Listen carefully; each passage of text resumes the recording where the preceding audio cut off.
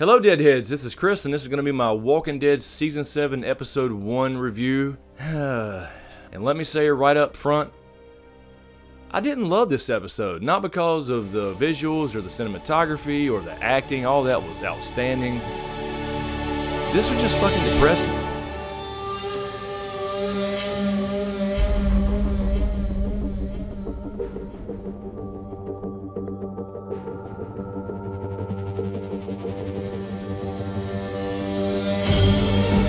Okay, so basically the whole entire episode was just one big fucking pity party, and it basically was told through the eyes of Rick as far as him kind of flashing back to the scene we saw at the end of last season. So this episode could have actually been the finale of last season. It was basically the same scene, just extended a little bit. We saw what actually happened. We saw that Abraham and Glenn both got it, which was pretty much expected.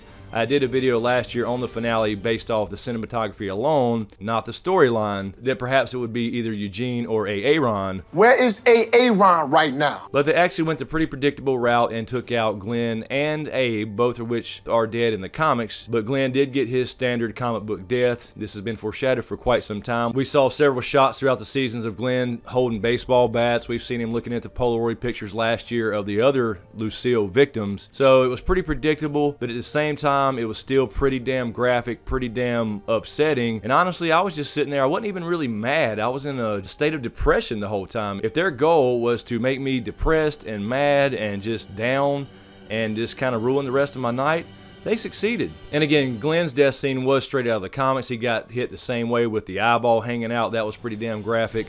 They teased the whole Rick hand thing the whole time, you know, with Negan talking about right-hand man and kind of showing the axe around his hand in several different shots. So if you don't know, in the comics, Rick does not have a hand, but the show decided to go a different route because they didn't want to worry about the CGI for Rick's hand not being there the entire time. And I know a lot of people say, well, you know, Herschel lost his leg, but yeah, that was kind of a temporary thing because they already had the plans for his death.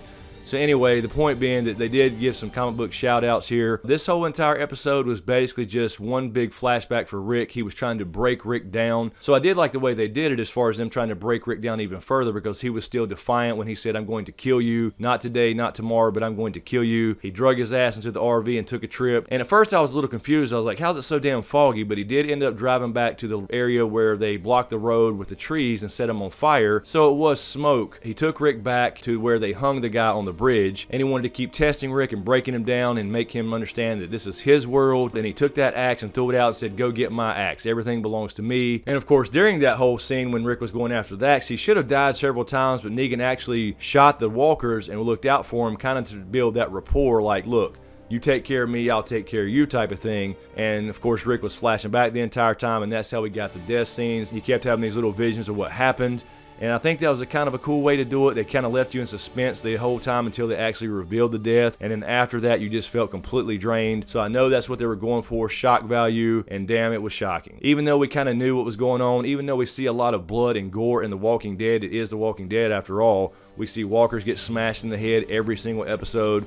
We see a lot of gruesome death, but it's a little bit different when it's some characters that you like go out like that in such a gruesome, bloody, nasty ass way. And that's coming from me. I don't have a weak stomach. I can handle that. That's the idea of these kind of shows, you know. We know that the violence is fake. We know the actors are still safe, but it's a little escape where there's a zombie apocalypse and, you know, there's violence and, you know, this feudalism style system. And that's one thing I'll say I didn't like about the whole thing is a lot of those people in that group that work for Negan, they have probably seen quite a few Lucille deaths and probably some of the people they loved. So you wonder why they're standing around seeing this happen again and again. They're standing around with AR-15s, AK-47s, all these weapons, but nobody's going to take a shot at Negan. That's what I just don't buy about this kind of feudalistic, you know, post-apocalyptic society. And I don't understand how not one of those people wanted to say, you know what, fuck this guy and shoot Negan right in the fucking head. Because they've all been through this. That's kind of the idea. But then again, that was the point of this whole entire episode, was to show how Negan breaks Rick down and breaks the group down, him being the leader of that group, because he was still kind of partially badass Rick after the death scenes, and then he was about to force him to chop Carl's arm off. Rick then turned into a little puppy dog, and he is no longer about violence right now and about revenge, although he will be. So that's going to be what I look forward to seeing, is the group getting back on their feet, kind of recovering from this a little bit, although you can never really recover from this. Rick going back over a period of time to badass Rick. Now he will play the good follower for a while, I'm sure, but I will say right now that I do believe Rick at some point, and it's probably going to be a while, will follow follow through and live up to his promise, and he will be the one to take Negan out.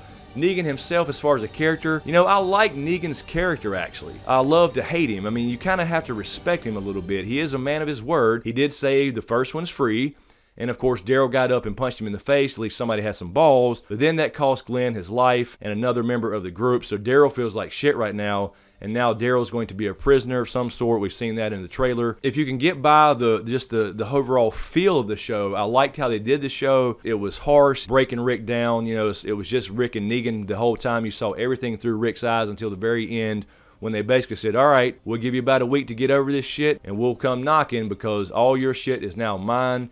And that's the way this world works as far as Negan's world. So kudos to AMC for bringing shock and awe. They definitely did their job there. Negan is definitely a character you love to hate, but you kind of respect at the same time. He is kind of a cool guy, but he is also an evil asshole that's going to get his at some point. And honestly, I can't wait to see that. It's like the producers are reaching through the TV and just grabbing your heart and just, you know, squeezing that motherfucker. You know, that's the way I felt about it. You know, it was a mixture of emotion, angry, mad, sad, and mostly just fucking depressing. So this whole thing was a downer for me. I'm not saying the show wasn't good. I'm saying they did exactly what they were supposed to be doing. So I hope that makes sense, but that's just kind of the way I feel about it. Anyway, guys, again, let me know what you think in the comments below. What's going to happen going forward? Will Rick, you know, kind of immediately start bouncing back and formulating a plan to kill Negan at some point? Or will he play the good follower for quite a long time? As we see kind of Maggie go to the hilltop and the groups separate, we bring the Kingdom and Ezekiel into the picture as well, and all these other groups, you know, and then they probably form some kind of uprising against Negan and the Saviors. Or will it be some kind of coup where people within the Savior group, which probably hate Negan too, at some point will want to overthrow his ass because he's such an evil dickhead. So he's definitely got it coming one way or the other. Alright guys, so let me know what you think, and as usual, thank you for all the support. Be sure to subscribe to get everything. Thanks for watching, and we'll see you